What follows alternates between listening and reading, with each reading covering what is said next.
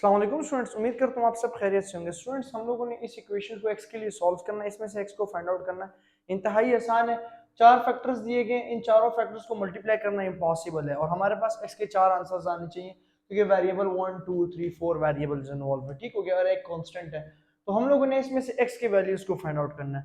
Four factors है, four factors को multiply करना मुश्किल है। हम क्या करेंगे कि दो दो फैक्टर्स का पेयर बना लेंगे। अब पेयर कुछ इस तरह बनाना है ना कि ये जो कॉन्स्टेंट्स नंबर्स है ना, -5, -6 और 4, मतलब अगर मैं -5 और -7 को प्लस करता हूँ तो मेरे पास आंसर क्या आता है जी, -12 मेरे ख्याल में। हाँ जी, -12। अगर मैं 6 + 4 करता हूँ तो ये 10 आता है। मैंने कुछ ऐसे दो फैक्टर्स रखने हैं जिनका आंसर सेम है, मतलब कॉन्स्टेंट्स को प्लस या माइनस करने से आंसर सेम है। इसकी वजह भी बताता हूँ क्यों। देखो, -5 + 6 करता हूँ, आंसर क्या आ रहा है, 1 आ रहा है। मैंने -5 को 6 के साथ प्लस किया, पहले इन दोनों को किया तो इक्वल नहीं आया, तो ये क्रॉस।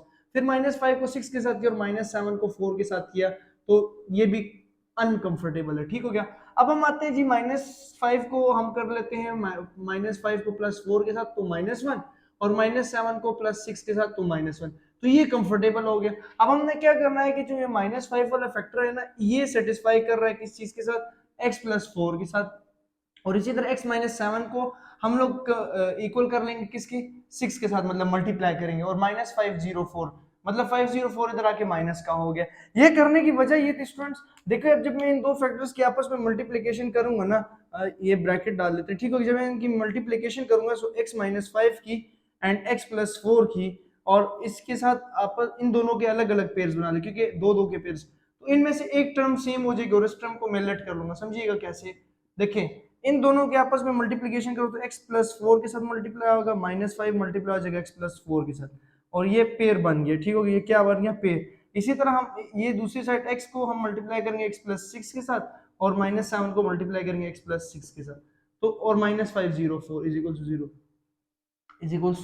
0। ठीक हो गया। अब यहाँ पे क्या आ जाएगा जी, x² + 4x - 5x - 20। ठीक हो गया, ब्रैकेट, और x² + 6x - 7x - 7 6, Jain direct काम नहीं करता, 42 -504 = 0। अब हमारे पास यहाँ पे क्या आ जाएगा जी, x² - x - 20, और x² प्लस -x -42 -504 = 0। ठीक हो गया, यहाँ तक समझ आ गया। अक्सर ना मेरे से यहाँ पे कैलकुलेशन की मिस्टेक हो जाती है, उसकी वजह बताता हूँ, क्योंकि देखो सुबह 7:30 बजे मैं यूनिवर्सिटी के लिए निकल जाता हूँ। 7:30 से लेकर 3:30 बजे तक मेरी मेरी यूनिवर्सिटी होती है। फिर 3:30 के बाद 4 बजे मैंने अकेडमी आना होता है। अकेडमी में मैनेज करता हूँ अपनी अकेडमी MFQ के नाम से। 7 बजे तक उसको रन करना था, 7:30 तक। ठीक हो गया, फिर 7:30 के बाद मैं कुछ होम ट्यूशंस पढ़ाता हूँ 11:30 तक। तो अभी ये टाइम देख लो, ये 12 होने वाले, मतलब अभी मैंने स्टार्ट लिया, तो 1 बजे तक मैं वीडियोस बना लेता हूँ, कंटेंट बना लेता हूँ आप लोगों के लिए। तो मैं पूरा दिन जो है वो थक जाता हूँ, तो इसलिए मेरे से अक्सर कैलकुलेशन में मिस्टेक्स हो जाती हैं।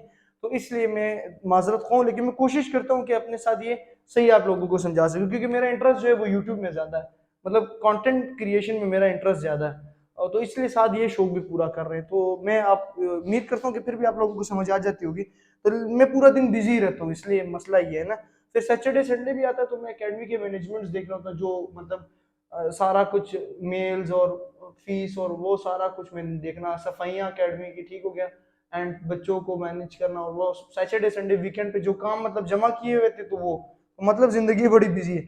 अच्छा, ये जो लेट करने का मकसद था, मतलब ये जो करने का मकसद था ना, ये सारा ये प्रोसीजर करने का मकसद ये था कि मैं लेट कर सकूं, क्या कर सकूं, लेट। अब ये जो किया ना, इसका फायदा ये हुआ कि यहाँ पे देखो मेरे पास, और यहाँ पे देखो बिल्कुल सेम आ गया, तो मैं लेट कर लूंगा कि x² - x जो है वो y के इक्वल है। ये लेट करने का फायदा ये होगा कि इक्वेशन मेरे पास थोड़ी सी छोटी हो जाएगी, मतलब यहाँ पे आ जाएगा y - 20 ब्रैकेट, और y - 42 और -504 = 0। अब इसको ना, मतलब y - 20 को और y - 42 को, y - 42 ही है ना, यस, इसको अब मल्टीप्लाई करना आसान है। चार फैक्टर्स को मल्टीप्लाई करना मुश्किल था, इसको आसान है। अब y² को y - 42 से करो, ओ सॉरी, y को y - 42, -20 को y - 42 से, -504 = 0। सो y² - 42 y -20 y, और -20 मल्टीप्लाई बाय 42। आप 20 मल्टीप्लाई बाय 42 आप लोग करोगे कैलकुलेटर पे। एक मिनट, मेरे पास यहाँ पे क्या है, सवाल किधर गया, ये अच्छा तो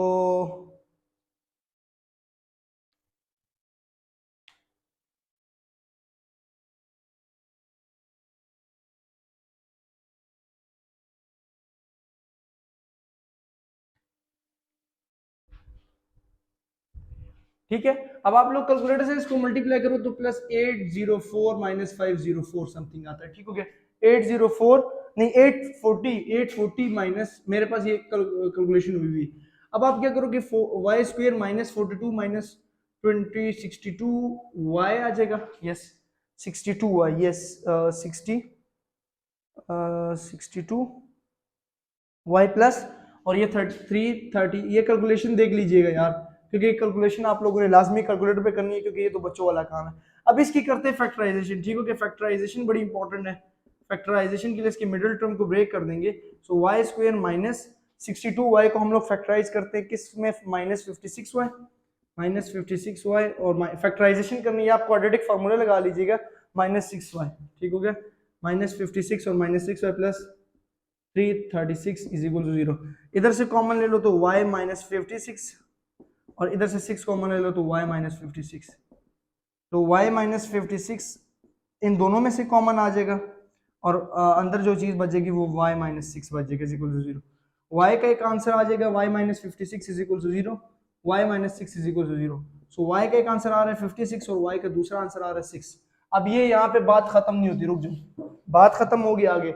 y इज इक्वल टू 56 आ रहा है और दूसरा answer y is equal to 6 आ रहा है। ठीक हो गया, अब सिंपल से काम क्या करना है, y की जगह जो चीज लट की थी उसको रिप्लेस कर लो। तो एक्स स्क्वायर माइनस एक्स -56 और दूसरा आ जाएगा इज इक्वल टू 0, और x square minus x -6 is equal to. अब इन दोनों को भी आप लोगों ने या तो क्वाड्रेटिक फार्मूले से कर लो या तो फैक्टराइज, ये आप लोगों को होमवर्क है। ठीक हो गया, और तो इसके एक्स के आंसर्स निकल आएंगे, क्योंकि अगर फैक्टराइजेशन हो भी सकती है, फैक्टराइजेशन अगर डायरेक्ट करें तो फैक्टराइजेशन करने चले, ये है कि ये एक में करा देता हूँ, एक आप लोग कर लीजिए। अच्छा, x square -x -6 is equal to 0, तो x square -3x plus 2x -6 is equal to 0। x common आ जाएगा, x -3 प्लस 2 कॉमन आ जाएगा तो x -3 is equal to 0। x -3 common आ गया तो x plus 2 is equal to 0, तो x इज इक्वल टू 3 का आंसर आ गया, दूसरा answer x is equal to -2 आ गया। ठीक हो गया, अब इसको भी फैक्टराइज कर लेते हैं, x square -x -56 is equal to 0, x square और ये आ जाएगा 56 है ना, तो 8 7 ज़ा 56, तो -8x -7x -56 is equal to 0। ठीक हो गया, x -8 -7 और x -8 is equal to 0। x -8 हमारे पास factor common, x -7 is equal to 0, तो x इज इक्वल टू 8 और x इज इक्वल टू 7।